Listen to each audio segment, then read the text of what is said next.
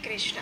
परम पवित्र पौष मास की आप सबको शुभकामनाएं। आज से आरंभ होने वाला पौष मास भगवान सूर्य नारायण को समर्पित माना गया है। इस मास में भगवान श्री हरि की विशेष पूजा अर्चना करने का प्रावधान है और उसके साथ ही सूर्य नारायण देव को विशेष रूप से अर्घ्य अर्पित किया जाता है। इस महीने में विशेष रूप से सूर्य देव की उपासना की जाती है। प्रातः काल सूर्योदय के समय उन्हें अर्घ्य अर्पित करना, आदित्य हृदय स्तोत्र का पाठ करना और उन्हें नमस्कार करना, ये कुछ विशेष कार्य बताए गए हैं क्योंकि विशेष रूप से ये शीतकालीन ऋतु में आने वाला मास है और ऐसा करने से भगवान सूर्य नारायण की कृपा से मनुष्य स्वास्थ्य, समृद्धि और आध्यात्मिक उन्नति प्राप्त कर सकता है। इस मास में भगवान श्री हरि की पूजा का भी विशेष महत्व है क्योंकि इसी मास में वैकुंठ एकादशी आती है जिसे भगवान विष्णु के वैकुंठ धाम के द्वार स्वरूप माना जाता है। जो भी मनुष्य पूर्ण श्रद्धा और भक्ति भाव से इस वैकुंठ एकादशी का पालन करता है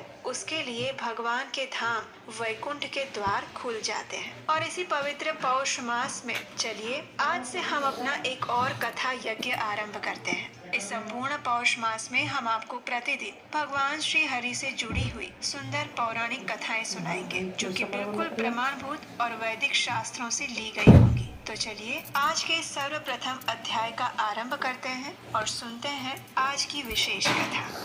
यम सर्वदेवं परमेश्वरं हि निष्केवलं ज्ञानमयं प्रधानम् वदन्ति नारायणम् आदिसिद्धं सिद्धेश्वरं तं शरणं प्रपद्ये।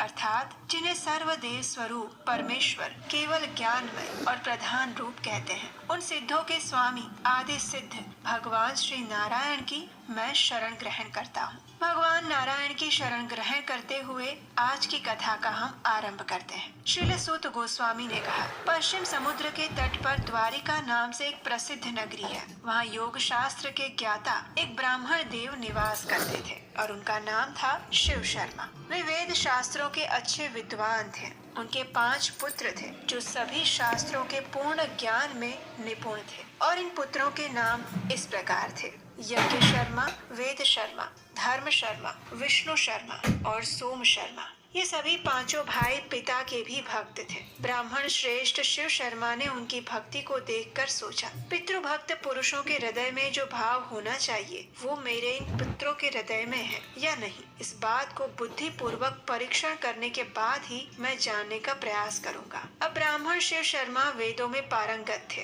ब्रह्मवेत्ताओं में श्रेष्ठ थे, उन्हें उपाय का ज्ञान भी था। इसलिए उन्होंने अपनी माया द्वारा अपने पुत्रों के सामने एक घटना उपस्थित की। पुत्रों ने देखा कि उनकी माता महान ज्वर रोग से पीड़ित होकर मृत्यु को प्राप्त हो गई है और तब वे सभी अपने पिता के पास आए और उन्होंने कहा, हे तात, हमारी माता अपने शरीर का त्याग करके चली गई है, अब उसके विषय में आप हमें क्या आज्ञा देते हैं। तब द्विज श्रेष्ठ शिव शर्मा ने अपने भक्ति परायण ज्येष्ठ पुत्र यज्ञ शर्मा को संबोधित करते हुए कहा, हे पुत्र, इस तीखे हथियार से अपनी माता के सारे अंगों को टुकड़े टुकड़े करके इधर उधर फेंक दो। पुत्र ने पिता की आज्ञा के अनुसार ही कार्य किया। पिता ने भी ये बात सुनी और इससे उन्हें उस पुत्र की भक्ति के विषय में पूर्ण निश्चय हो गया। अब उन्होंने दूसरे पुत्र की पितृभक्ति की परीक्षा की और वेद शर्मा के पास जाकर कहने लगा, हे पुत्र, मैं स्त्री के बिना नहीं रह सकता, तुम मेरी आज्ञा मानकर जाओ और समस्त सौभाग्य और संपत्ति से युक्त जो भी स्त्री मैंने देखी है उसे मेरे लिए यहाँ बुला लाओ।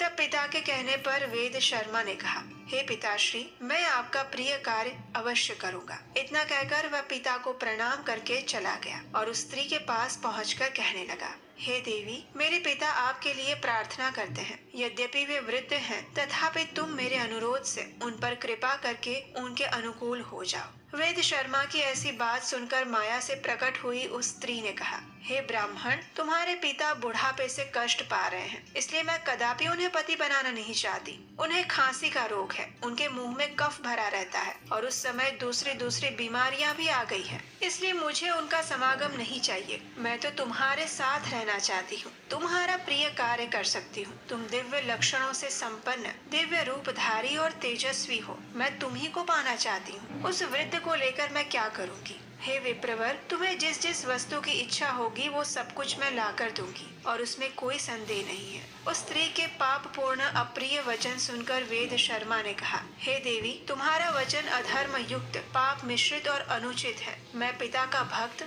और निरपराध हूँ। मेरे सामने ऐसी बातें मत करो। मैं पिता के लिए ही आया हूँ और उन्हीं के लिए तुमसे प्रार्थना करता हूँ। इसके विपरीत दूसरी कोई बात मत कहना। मेरे पिता को ही स्वीकार करो। इसके लिए तुम चराचर प्राणियों सहित त्रिलोकी की जो जो भी वस्तुएं मांगोगी वो मैं तुम्हें प्रदान करूंगा। तब उस स्त्री ने कहा, यदि तुम अपने पिता के लिए इस प्रकार दान देने में समर्थ हो तो मुझे इंद्र सहित संपूर्ण देवताओं का अभी दर्शन करवाओ। ये सुनकर वेद शर्मा ने कहा, देवी, मेरा बल, मेरी तपस्या का प्रभाव देखो। मेरा आवाहन करने पर ये इंद्र आदि श्रेष्ठ देवता यहाँ आ पहुँचे और तब सभी देवता वहाँ पर प्रकट हो गए। सभी देवताओं ने वेद शर्मा से कहा, हे द्विज श्रेष्ठ, हम तुम्हारा कौन सा कार्य करें? तब वेद शर्मा ने कहा, हे देवगणों, यदि आप लोग मुझ पर प्रसन्न हैं तो मुझे अपने पिता के चरणों में पूर्ण भक्ति प्रदान करें। तथास्तु। ये कहकर सभी देवता जैसे आए थे वैसे चले गए और तब उस स्त्री ने हर्ष में आकर कहा, तुम्हारी तपस्या का बल तो मैंने देख लिया।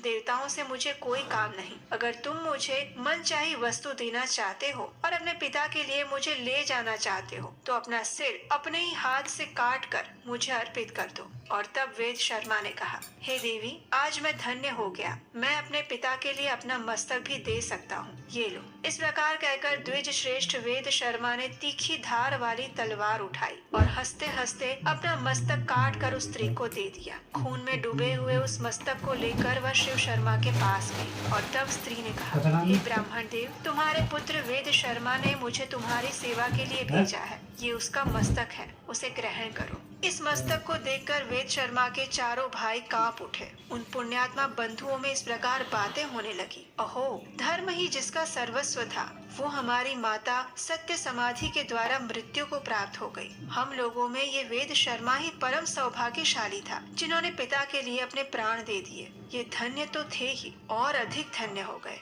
शिव शर्मा ब्राह्मण ने उस स्त्री की बात सुनकर जान लिया कि वेद शर्मा पूर्ण भक्त था। तत्पश्चात उन्होंने अपने तृतीय पुत्र धर्म शर्मा से कहा, बेटा, ये अपने भाई का मस्तक लो और जिस प्रकार ये जी सके वो उपाय करो। धर्म शर्मा भाई के मस्तक को लेकर तुरंत वहाँ से चला गया। उन्होंने पिता की भक्ति, तपस्या, सत्य और सरलता के बल से धर्म को आकर्षित किया। उनकी तपस्या से खींचकर धर्मराज धर्म शर्मा के पास आए और इस प्रकार कहने लगे, हे धर्म शर्मा, तुम्हारे आवाहन करने से मैं यहाँ उपस्थित हुआ हूँ। बताओ, मुझे क्या कार्य करना है? तब धर्म शर्मा ने कहा, हे धर्मराज, यदि मैंने गुरु की सेवा की हो, यदि मुझ में पिता के प्रति निष्ठा और अविचल तपस्या हो, तो इस सत्य के प्रभाव से मेरे भाई वेद शर्मा पुनः जी उठे। और तब धर्मराज ने कहा, हे महामते, मैं तुम्हारी तपस्या और पितृभक्ति से संतुष्ट हूँ। तुम्हारा भाई अवश्य ही जी जाएगा। तुम्हारा कल्याण हो। तुम कोई और उत्तम वरदान मुझसे मांग लो। तब धर्म शर्मा ने धर्म का ये उत्तम वचन सुनकर उनसे कहा, हे धर्मराज, यदि आप मुझ पर प्रसन्न हैं, तो पिता के चरणों की पूजा में अविचल भक्ति दीजिए, धर्म में अनुराग दीजिए और अंत में मोक्ष का वरदान दीजिए। तब धर्मराज ने कहा, मेरी कृपा से ये सब कुछ तुम्हें प्राप्त होगा। उनके मुख से इस महावाक्य को सुनते ही वेद शर्मा उठकर खड़ा हो गया, मानो वो सोने से जाग उठा हो। और उठते ही महाबुद्धिमान वेद शर्मा ने धर्म शर्मा से कहा, भाई, वे देवी कहाँ गई? पिताजी कहाँ हैं? तब धर्म शर्मा ने सारा वृत्तांत कह सुनाया और ये सब कुछ जानकर वेद शर्मा को बड़ी प्रसन्नता हुई। उन्होंने धर्म शर्मा से कहा, हे प्रिय बंधु, इस पृथ्वी पर तुम्हारे जैसा मेरा हितैषी और कौन हो सकता है? इस प्रकार बातें करते हुए दोनों भाई प्रसन्न होकर अपने पिता शिव शर्मा के पास गए। और उस समय धर्म शर्मा ने अपने तेजस्वी पिता से कहा, हे महाभाग, आज मैंने आपके पुत्र वेद शर्मा को मस्तक और जीवन के साथ यहाँ ला दिया है। कृपया आप उसका स्वीकार कीजिए। तब शिव शर्मा ने विनीत भाव से सामने खड़े हुए चौथे पुत्र महामती विष्णु शर्मा से कहा, हे पुत्र, मेरा कहना मानो। आज ही इंद्रलोक जाओ और वहाँ से अमृत लेकर आओ। मैं अपनी इस प्रियतमा के साथ इसी समय अमृत पीना चाहता हूँ, क्योंकि अमृत सब रोगों को दूर करने वाला है। अपने पिता के ये वचन सुनकर विष्णु शर्मा ने कहा, पिताजी, मैं आपके कथन अनुसार समस्त कार्य करूँगा। इतना कहकर पिता को प्रणाम करके उनकी प्रदक्षिणा करके अपने महान बल, तपस्या और नियम के प्रभाव से आकाश मार्ग द्वारा उसने इंद्रलोक की यात्रा की। अंतरिक्ष मार्ग से जब वे आकाश के अंदर घुसे, तब देवराज इंद्र ने उन्हें देखा और उनका उद्देश्य जानकर उसमें विघ्न डालना आरंभ कर दिया। उन्होंने मेनका से कहा, हे सुंदरी, मेरी आज्ञा से शीघ्रता पूर्वक जाओ और विप्रवर विष्णु शर्मा के कार्य में बाधा उत्पन्न करो। देवराज की आज्ञा पाकर मेनका तुरंत उतावली बनकर वहां चली गई। उसका रूप सुंदर था, हर प्रकार के आभूषणों से युक्त थी। नंदन वन के अंदर जाकर वह झूले में बैठ गई और सुंदर स्वर से गीत गाने लगी। उसका संगीत वीणा के स्वर के समान था। विष्णु शर्मा ने उसे देखा और उसके मनोभाव को समझ लिया।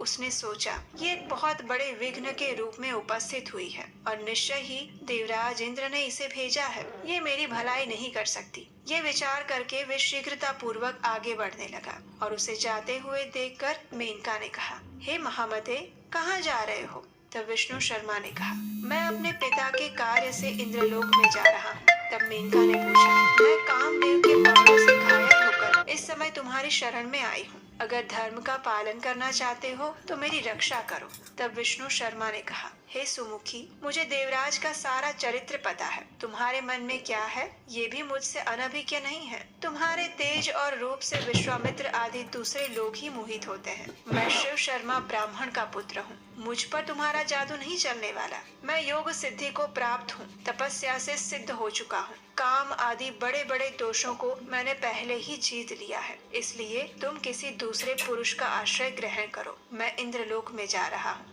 इतना कहकर द्विज श्रेष्ठ विष्णु शर्मा वहां से चले गए। मेनका का प्रयास निष्फल हुआ और देवराज के पूछने पर उसने सब कुछ बता दिया। उसके बाद भी देवराज इंद्र ने उसके मार्ग में अनेक विघ्न उत्पन्न किए, लेकिन महायशस्वी ब्राह्मण ने अपने तेज द्वारा उन सभी विघ्नों का नाश कर दिया। देवराज इंद्र द्वारा उत्पन्न किए गए इन सभी विघ्नों को देखकर उस विप्रवर के मन में अत्यंत क्रोध आया और फिर उन्होंने एक श्राप देने के विषय में सोचा। उन्होंने सोचा, मैं इंद्रलोक से इंद्र को गिरा दूंगा और देवताओं की रक्षा के लिए दूसरा इंद्र बनाऊंगा। जब वे इस प्रकार सोच रहे थे, उसी क्षण देवराज इंद्र उनके सामने प्रकट हुए और फिर क्या हुआ ये हम जानेंगे हमारी इसी पौष मास कथा श्रृंखला की आने वाली कड़ी में। उसे सुनने के लिए आपके अपने चैनल को सब्सक्राइब करके रख लीजिए, बेल आइकन दबाकर नोटिफिकेशन ऑन रखिए, ताकि कल आने वाली कथा और आज की अगली कड़ी आप सरलता से सुन पाए। और इस पौष मास में